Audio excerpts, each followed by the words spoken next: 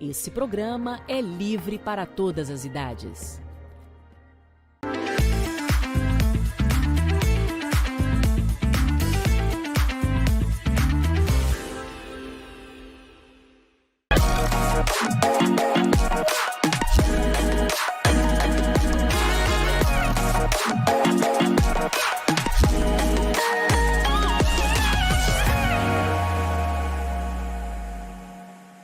Olá, bom dia, seja bem-vindo, seja bem-vinda a mais um programa Viva Bem. Nosso primeiro Natal juntinhos, ontem véspera, hoje é Natal e eu quero saber como foi o Natal na sua casa, como foi passar com as pessoas que você ama, o que foi que teve de bom de comida também. O meu Natal foi incrível, passar com a família é sempre uma grande felicidade.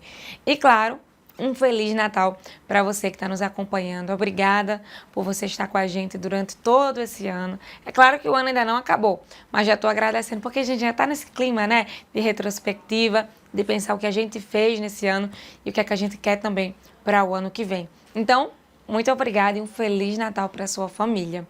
Pessoal, falando em Natal, aqui na cidade de Mossoró, a Estação Natal, a praça de eventos, que é toda decorada com o tema natalino, ficou bastante conhecida. Todo mundo que é aqui de Mossoró acho que já deu uma passadinha lá, mas se você é de fora, talvez você não conheça e não saiba.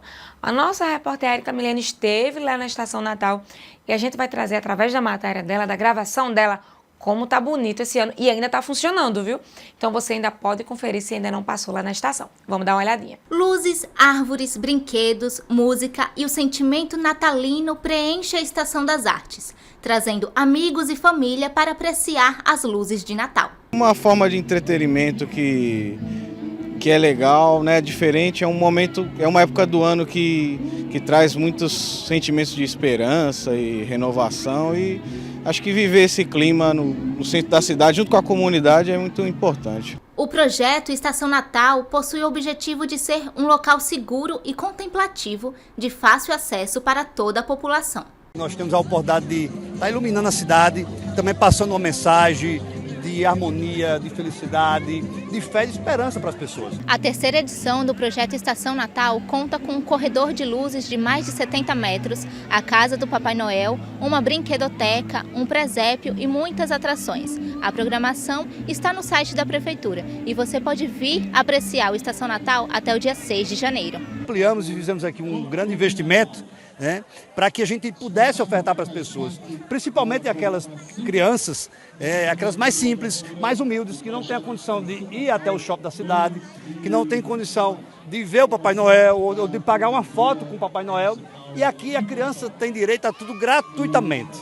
Aqui a criança não paga nada. Pais e mães trazem seus filhos e filhas, não importa a idade, para sentirem a magia do Natal. O fim de ano já é uma festa bastante desejada por muitos, eu acredito. E minha filha, então, ama esse período. Embora eu não esperasse tudo isso, mas ela está amando esse período. Principalmente esse ano que ela está entendendo bem mais. Antes do Estação Natal, para alguns, ver as luzes era um evento apenas para o dia 24, em casa com a própria decoração. A gestão faz um Natal muito bonito, muitas luzes, muita coisa. E o que mais fortalece a tradição de apreciar o momento e conhecer a decoração de Natal na Estação das Artes são as recordações que ficam guardadas no coração. Para conhecer mais a estação, para tirar muitas fotos, né, para guardar de recordação, tirar foto com o Papai Noel, para postar no Instagram, né, para as pessoas verem. Eu vim para cá para eu ter recoordenação, para eu lembrar desse momento com minha amiga.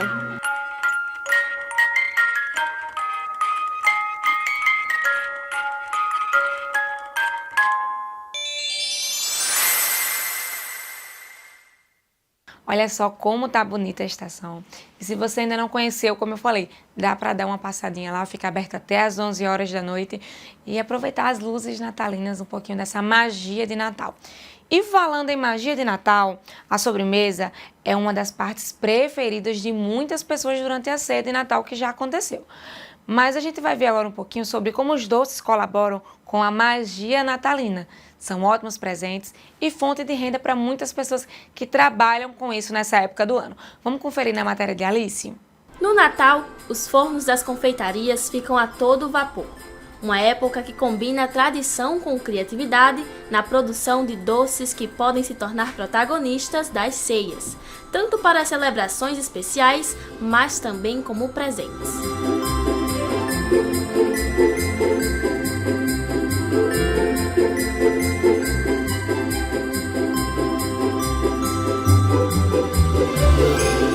No universo encantador das confeitarias artesanais, a Lu conquistou seu espaço, misturando técnica e um toque de magia natalina. Já estou há mais ou menos 7 anos nesse ramo de confeitaria, bolo, doces, né? Existem receitas de todos os tipos, algumas mais elaboradas, outras mais fáceis como a que a Lu traz, para que até quem não tem tanta habilidade na cozinha não deixe seu jantar de Natal sem uma deliciosa sobremesa. Uma das opções que a gente sugere para o Natal seria os bombons trufados, né? No caso, a gente tem essa opção da árvore de Natal trufada, que é bem simples de fazer.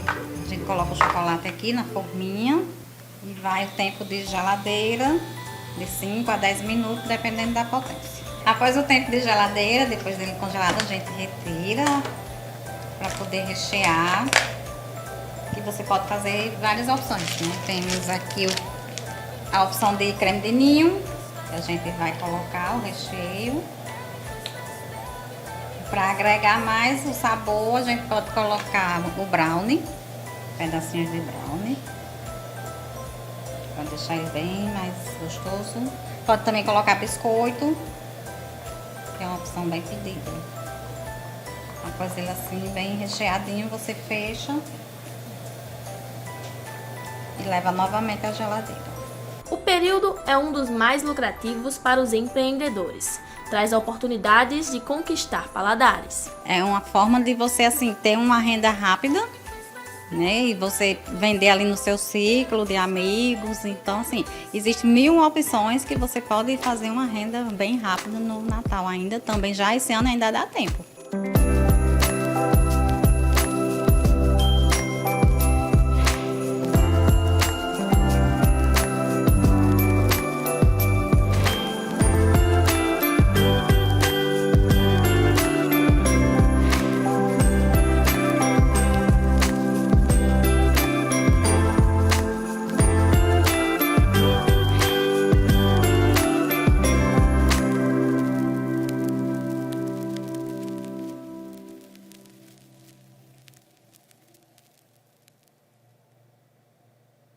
Só de olhar a gente fica com a vontade, né, de comer doce. A gente já comeu muito ontem, mas com certeza ainda sobrou muita coisa hoje e a gente vai comendo. Vamos aproveitar, mas também não vamos exagerar. Lembra do que a gente falou da corrida de dezembro? De aproveitar essa época, mas também sem exagerar muito. Dá pra gente cuidar da nossa mente e do nosso corpo. E, claro, aproveitar essa magia natalina, como a gente falou. Lembra também que nós estamos ao vivo através do Instagram, do YouTube e do Canal 10. Por onde você quiser, você consegue nos acompanhar, consegue aprender sobre saúde. A gente está sempre ao vivo através de todas as formas para você ficar pertinho da gente.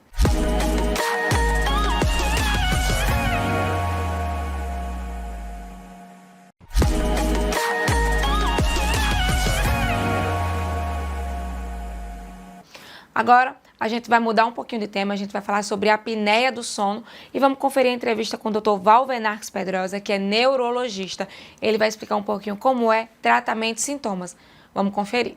Deixa eu apresentar o nosso convidado de hoje, é o Dr. Valvenarques Pedrosa, que é neurologista, muitas especializações nessa área do sono. Doutor, é um prazer te receber. Bom dia, Beatriz, bom dia, telespectadores. É um prazer imenso falar desse tema tão prevalente, que a cada dia, infelizmente, aumenta drasticamente.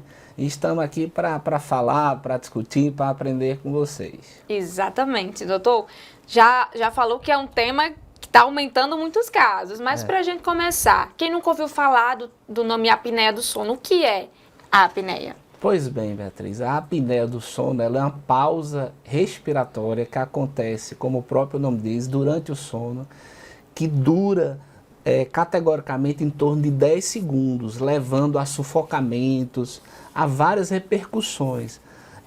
Claro que quantitativamente falando, você vai diagnosticar quantas apneias através de um exame complementar que falaremos posteriormente. Exatamente. Doutor, além dessa pausa, existem mais sintomas? Sim, os sintomas da apneia, a apneia do sono, primeiramente, ela é muito prevalente, né? Ela atinge hoje 8 a 15% da população brasileira, sendo muito mais frequente em nós homens do que vocês mulheres. E o principal sintomatologia da apneia é a sonolência excessiva diurna, associado com aquela pessoa que tem muita fadiga, muita astenia, levando prejuízos até em vários aspectos, em vários sistemas do nosso organismo, podendo levar até AVC, morte súbita, problemas na memória de fixação, dentre inúmeros, problemas sexuais, arritmias cardiológicas, infarto agudo do miocárdio. É um dos principais fatores de risco para a hipertensão arterial sistêmica, principalmente durante a noite, que à noite geralmente acontece o descenso fisiológico. No entanto, como há um aumento da resistência das vias aéreas superiores, você tem o aumento da hipertensão, da pressão arterial e levando à apneia. Doutor, você falou que é como se fosse uma pausa na respiração. Isso. E como é que isso afeta o nosso corpo? É justamente, pode causar esses outros problemas que o senhor está falando? Sim, com certeza. A apneia tornou-se basicamente o distúrbio respiratório mais comum na medicina do sono e levando a dessaturações. Quando você tem apneia, tem essas pausas, o índice é medido por o IH, índice de apneia e hipopneia. E você chega, às vezes, a levar a quadros de dessaturação. O que é isso? O seu cérebro, ele é uma diminuição na oxigenação. Então, não há aquela irrigação, podendo levar, como eu havia falado, arritmias cardiológicas, infarto agudo do miocárdio, AVCs, problemas sexuais, problemas comportamentais. A gente sabe que com a apneia você desperta muito, então no outro dia você está muito fadigado para desempenhar suas atividades. Então, durante a noite a pessoa acaba despertando muito. Esse também é um dos sintomas? É um dos sintomas, além de despertar muito, a noctúria, tá? Que é o aumento da frequência urinária, garganta seca, boca seca, pode ser uma das causas de refluxo. No outro dia você acorda muito, o estômago muito ácido, né? Com refluxo, com piora da salivação, garganta seca e o principal sintomatologia, a sonolência excessiva diurna, né? É o sintoma mais prevalente, digamos assim. Doutor, essas pausas respiratórias à noite, a pessoa acaba sentindo também que tem essa diferença na respiração ou ela vai se basear mais pelos outros sintomas ou até a pessoa que dorme com ela, se ela dorme com alguém, pode perceber isso?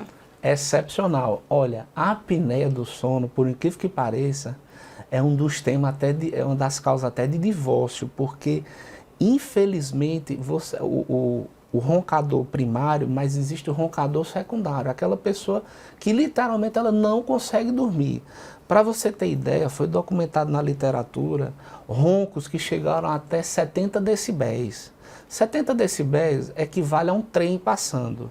Muitas pessoas roncam até entre 15 a 30 decibéis, então é um som muito alto, que não te incomoda.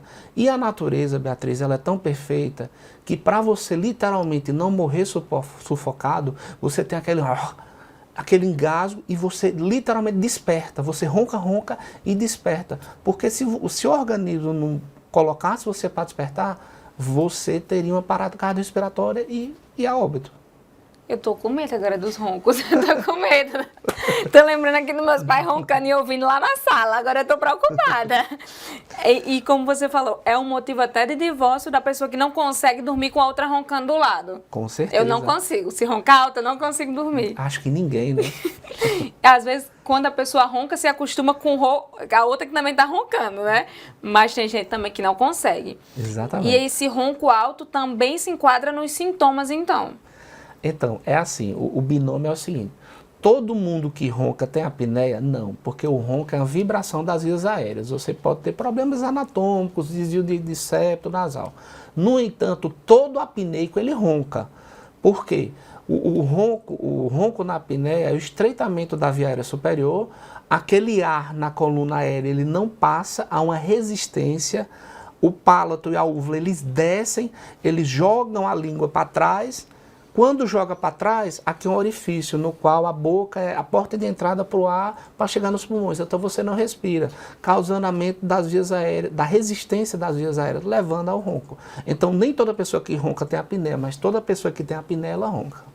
E aí as consequências que tem para o nosso corpo são muito grandes, né, doutor? Da apneia do sono, como você está falando, são vários problemas que às vezes a pessoa pode ter apneia e não sabe, né, não trata, e acaba tendo outros problemas ainda de saúde por isso. Exatamente, como eu havia falado, né? Ela hoje, o pessoal pensava que era só fenômenos cardiovasculares, mas hoje influencia até nas defesas, né? Durante o sono, principalmente o sono de ondas lentas, você libera interleucina, favorecendo o teu sistema imunológico. Então, se você ler um compêndio de apneia, vai desde parte sexual até parte imunológica. Então você tem uma dificuldade nas interleucinas, você é um grande atraso de crescimento, porque durante o sono de ondas lentas você libera o hormônio do crescimento, o hormônio somatotrófico, de modo que quando você ronca, você não há liberação desse hormônio, causando prejuízos. Dificuldade na escola, em criança, é um dos principais fatores que podem levar a TDAH, que é o déficit de atenção e hiperatividade. Então é um tema extremamente vasto. Já que você citou as crianças, qualquer pessoa pode ter apneia do sono ou tem uma idade que possa ser mais frequente ou pode ser da criança até o idoso? Beatriz, a apneia ela é muito prevalente como 8 a 15%. Para tu ter ideia, na população mundial, o número de apneicos chega a 1 bilhão de pessoas, tá?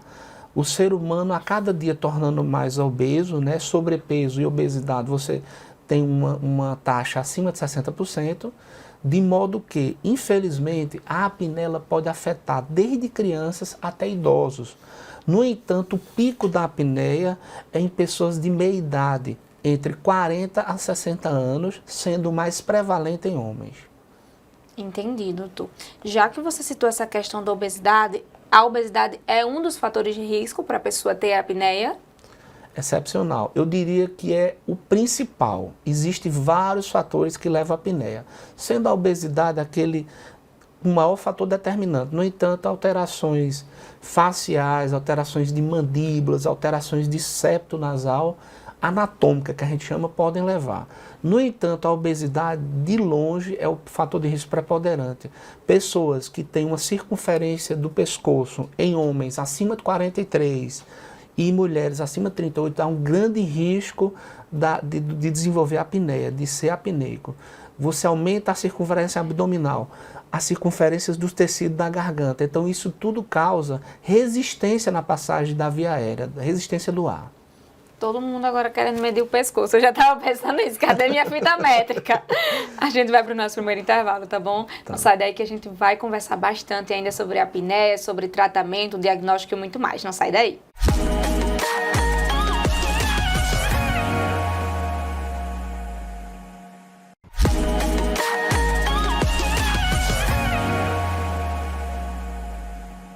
Já estamos de volta. Hoje a nossa conversa é sobre a apneia do sono. E o doutor Valvenar, que está tirando todas as dúvidas sobre.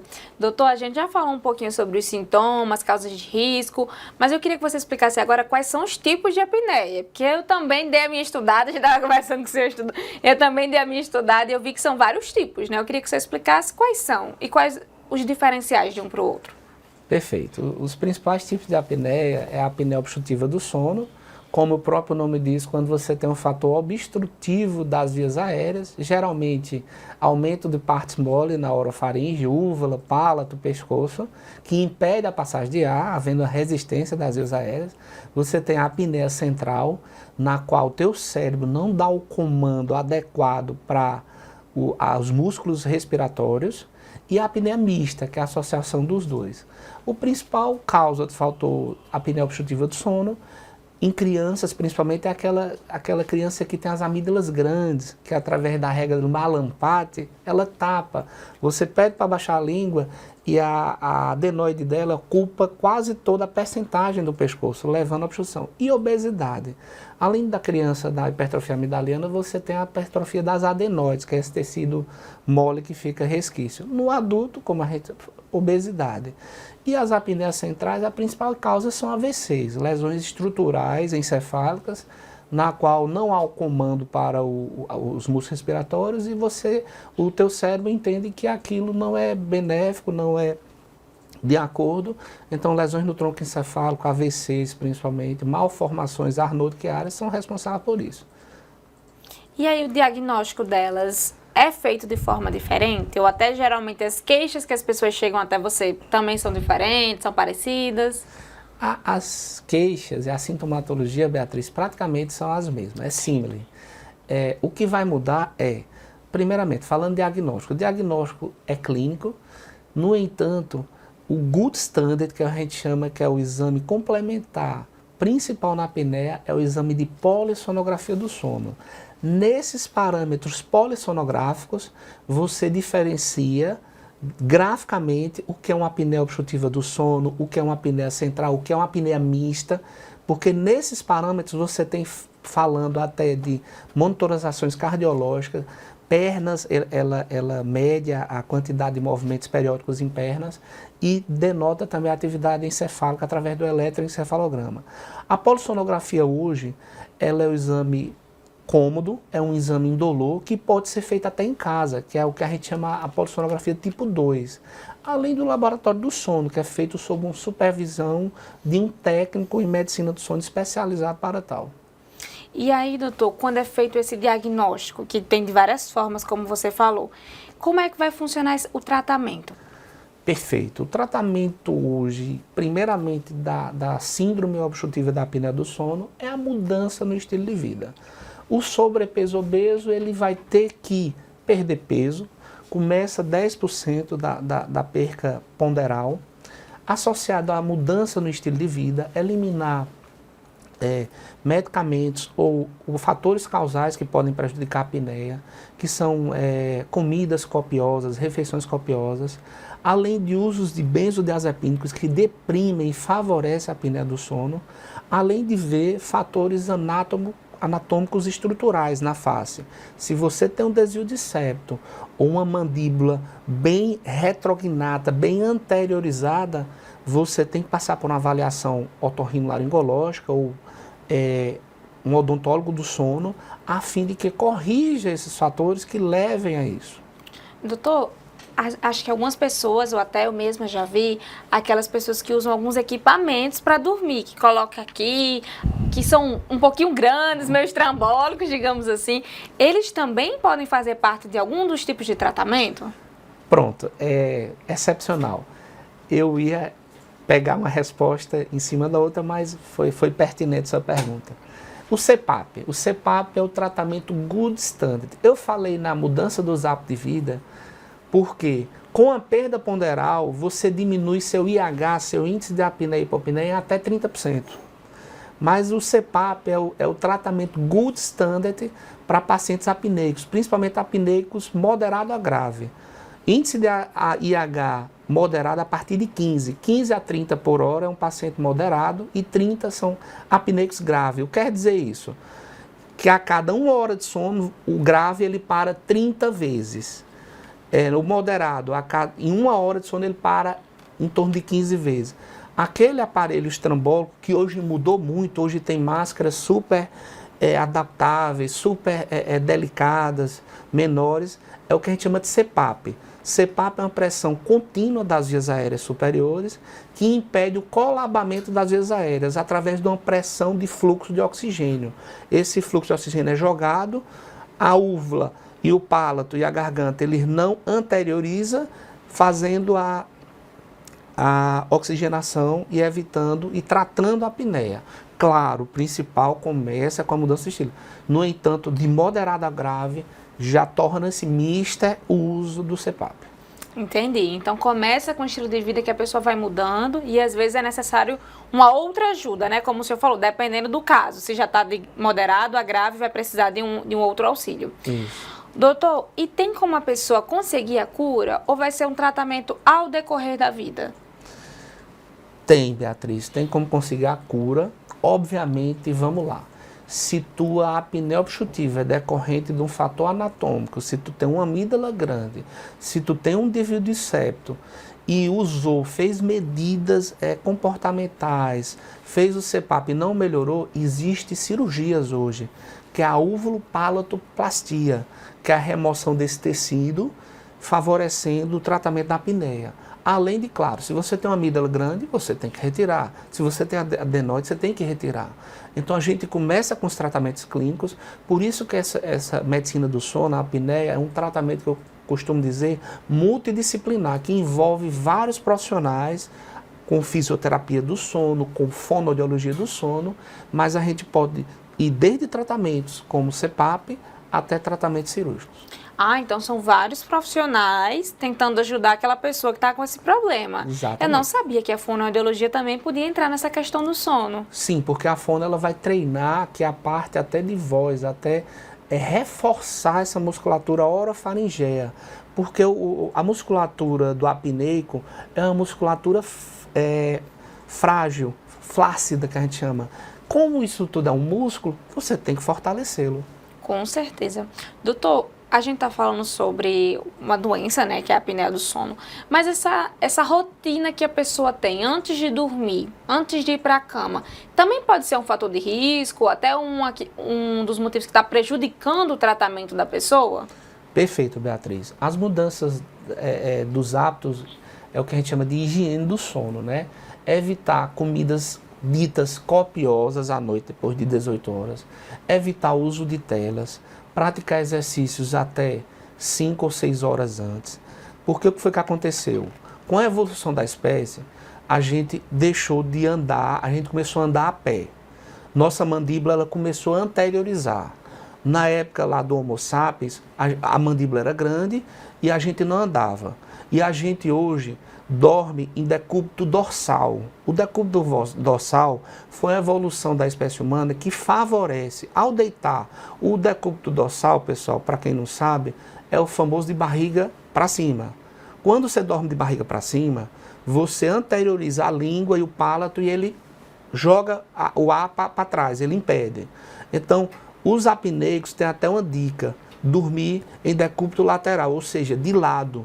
Você diminui o risco de apneia, você melhora essa sintomatologia. Eu não sei dormir de barriga para cima, não. Eu só sei dormir de lado também. Bota o travesseiro, se ajusta direitinho.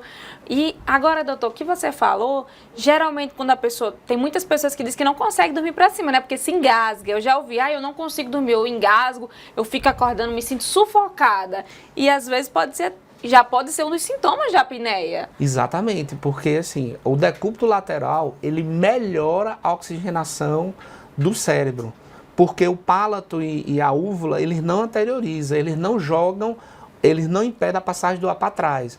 Quando você dorme em decúbito dorsal, por exemplo, eu não sei dormir em decúbito lateral, infelizmente. Eu sou um forte candidato a ter apneia, porque eu tenho sobrepeso e durmo de barriga para cima. Quando você dorme barriga lateral, esse diâmetro das vias aéreas superiores é um cilindro entrando de ar lá, ele é aumentado, você alonga.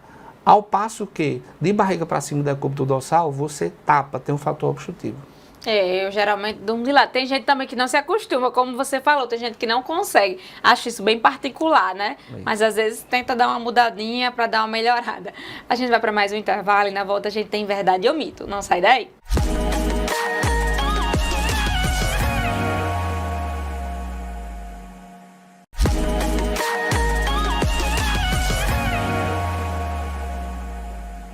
Já estamos de volta com a nossa conversa, com tudo, né? Falando sobre um pouquinho da apneia do sono. Ao decorrer do nosso programa, falamos sobre sintomas, sobre causas de risco. A gente falou um pouquinho sobre o diagnóstico e agora eu queria que o senhor explicasse para a gente um pouquinho sobre quais são os exames que podem atuar nesse diagnóstico, porque a gente não falou ainda sobre isso. E eu estava vendo que um deles é a polissonografia. É isso mesmo, né? Além de uma avaliação global, de você pedir toda uma bioquímica do teu paciente para ver as taxas, ver se tem diabetes, porque eu esqueci também de dizer, a apneia é um grande fator de risco para a obesidade e para diabetes tipo 2, né? Quem ronca mais, ele tem uma maior chance do ganho de peso. Claro que hoje o principal meio diagnóstico da A apneia ainda é a polissonografia do sono. É feito em ambiente clínico ou ambiente domiciliar, certo? É o principal diagnóstico. No entanto, está chegando no Brasil alguns dispositivos que ainda não foram aprovados pela Anvisa, certo?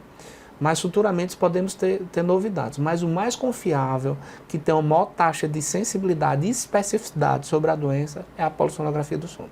O senhor trabalha também, doutor, com essa questão do diagnóstico? Sim, eu sou neurofisiologista clínico, médico do sono, e breve, Beatriz, estaremos realizando esse exame na Oeste Clínico, na qual, com toda a comodidade, um exame no qual vai ver todas as tuas ondas cerebrais, vai monitorizar as pernas e dar...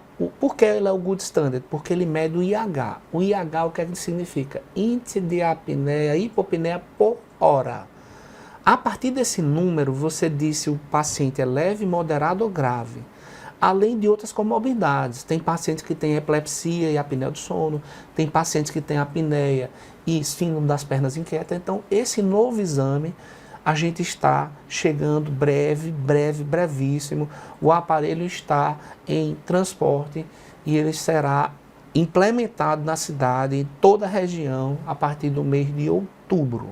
Ajudando muitas pessoas nos diagnósticos, né, doutor? Tantas pessoas que vêm de outras cidades aqui para Mossoró vão conseguir ter esse exame, esse auxílio, né? Isso. Doutor, e no começo do programa também a gente falou um pouquinho sobre as idades, né? Falou que uma criança pode ter, que um idoso, mas que geralmente é na meia-idade, né, que o senhor falou. Existe talvez um público feminino ou masculino que tem mais esse diagnóstico, até te procura mais? Tem, né? A apneia, ela é mais prevalente em nós homens, cerca de 6 a 7 para 1 na idade de 40 a 60.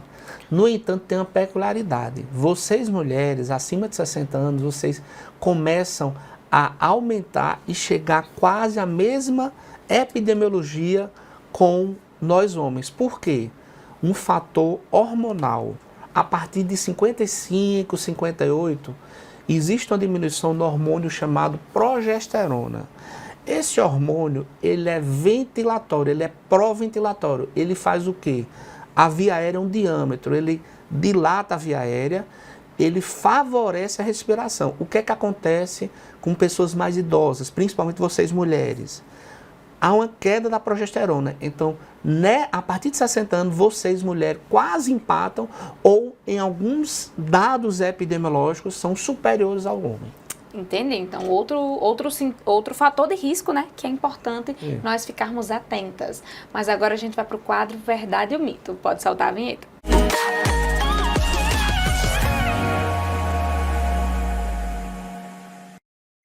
Doutor, a gente conversou bastante e meio que a gente respondeu alguns verdades ou mitos já. Então dá pra gente só reforçar e para você que chegou depois, não assistiu alguma parte do programa, mas dá pra gente reforçar através disso. Vamos começar. Toda pessoa que ronca tem apneia? Não necessariamente. Toda pessoa que ronca, o ronco é o quê? É a vibração das vias aéreas decorrente das estruturas úvula, palato, faringe. Então, de repente, tem pessoas magras que roncam pela alteração anatômica. Você pode ter um desvio de septo que favoreça. Você pode ser uma pessoa magra, no entanto, você ser um retrognata, sua mandíbula ser retraída. Você pode, por que não, você ter uma amígdala grande, mesmo sendo magro. Então, isso é um mito. No entanto, todo apneico, ele ronca. Então, já fica aí para você ver. Mudanças dos hábitos de vida melhoram a apneia do sono, isso é... Totalmente. O peso, né, que eu falei, a redução de 10%, a cada redução de 10% na perda ponderal, você tem uma taxa de diminuição do IH, índice de apneia e hipopneia, em até 30% desse índice. Então, está escrito, porque quando você perde peso, você melhora a tua capacidade ventilatória, você diminui esse acúmulo de gordura em orofaringe e abdominal também. Melhora tudo, né? Os hábitos de vida, quando a gente muda, vai melhorando todos os aspectos aí. Com certeza. A apneia do sono causa problemas apenas no sono? Não, com certeza não. É tanto, Beatriz, que o nome hoje, antes chamava-se apneia do sono, hoje é uma síndrome. Síndrome essa que, como o próprio nome diz, síndrome a síndrome da apneia obstrutiva do sono. É um compêndio. A apneia hoje é um fator de risco para doenças cardiovasculares. Eu fui muito reticente em falar de doenças cerebrovasculares, mas comecei a lembrar aqui algumas coisas. Ele é fator de risco para a obesidade. A obesidade leva a apneia e a apneia leva a obesidade. Ele é um fator de risco para diabetes tipo 2. Ele diminui tua memória de trabalho. Ele pode levar você a problemas emocionais. Ele pode deixar você uma pessoa mais vulnerável a infecções. Você pode ser uma pessoa, principalmente em criança, que não cresce devido à apneia obstrutiva do sono. Enfim, é um compêndio. Você deixa de irrigar bem aquela vasculatura na área da ereção. Você tem problemas ejaculatórios. Você pode ter intolerância a diabetes. Então, assim, é um compêndio, é uma síndrome. São muitos problemas. A importância de procurar o profissional. Isso. E para a gente encerrar, a posição que dorme afeta a apneia do sono? Totalmente, né? Com a evolução da espécie, como eu havia falado, né? A gente começou a dormir de barriga para cima, ou em decúbito dorsal. Ao dormirmos em decúbito dorsal, a úvula e o palato ele desce, ele anterioriza. Quando ele interioriza, ele causa obstrução na passagem da via aérea, levando à apneia. Ao passo que o decúbito lateral, você tem um aumento da permeabilidade do orifício ali em termos da via aérea. Então, total influência, sim. Doutor, uma pessoa que está se identificando com esses sintomas que a gente falou aqui, a gente falou vários sintomas, ela precisa procurar o profissional. E como é que ela pode te achar, já que a gente está conversando aqui com o senhor, como é que ela pode chegar até você aqui em Mossoró? Pode e deve, né? A medicina do sono é uma área vasta, comum a pneumologistas, psiquiatras, otorrinolaringologistas, alguns clínicos, nós neurologistas. E como é que a pessoa me acha? Eu atendo diariamente no Hospital Wilson Rosado, no primeiro andar, sala 9, nos telefones 91510497, 30610197. Esses têm WhatsApp. Se a gente não responder logo, a gente chega, às vezes até retorna. Meu Instagram é Dr. Valvenarques. Tem lá a gente falando algumas dicas, alguns temas importantes. Então, e às vezes a urgência, a pessoa não conseguiu o telefone, porque às vezes tem muitas mensagens. A pessoa pode estar se dirigindo pessoalmente na primeiro andar do Instituto Wilson Rosado, vizinho ao postão dali da João Marcelino, e pessoalmente falar com minha atendente. Minha atendente lá estará disponível para atender e agendar o mais rápido possível. Gente, é um risco, tá? Procurem urgente tratar. Aqui em Mossoró é uma epidemiologia, né? Alguns fatores demográficos favorecem para tal, pela anatomia crânio-facial, estatural. Então, procurem urgente seu médico para dar o melhor diagnóstico e, consequentemente, tratamento. Exatamente. Se está sentindo algum desses sintomas, procura um médico para começar o tratamento. Não é arrumar outra doença, não. É cuidar do que você já tem, né, doutor? Que não é deixando de lado que passa, não. Exatamente. Doutor, foi um prazer recebê-lo aqui. A gente aprendeu muito. Eu aprendi muito, espero que o pessoal de casa também. E foi muito boa a nossa conversa. Obrigada pela sua participação. Pessoal, obrigado.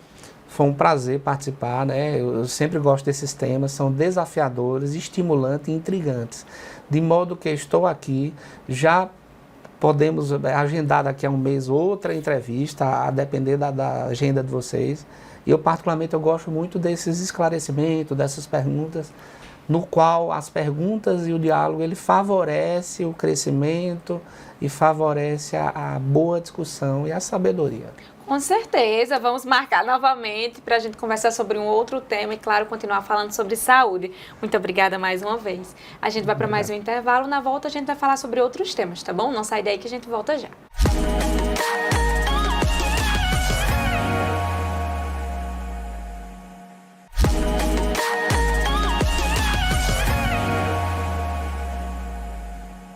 Espero que você tenha gostado, espero que tenha aproveitado esse programa natalino. Lembra que ao decorrer do dia a gente tem toda a nossa programação normal, sempre levando muita informação para você de casa que está nos acompanhando. E olha, já adianto que amanhã a gente vai falar sobre transtornos alimentares. Afinal, Natal a gente quer aproveitar muito, quer comer bastante e algumas pessoas têm transtornos, se sentem culpadas ou não se sentem bem pelo pela quantidade de comida que comeu durante o período natalino. É um tema muito sério. E a gente vai receber o psiquiatra para trazer mais informações sobre diagnóstico, sintomas e tratamento.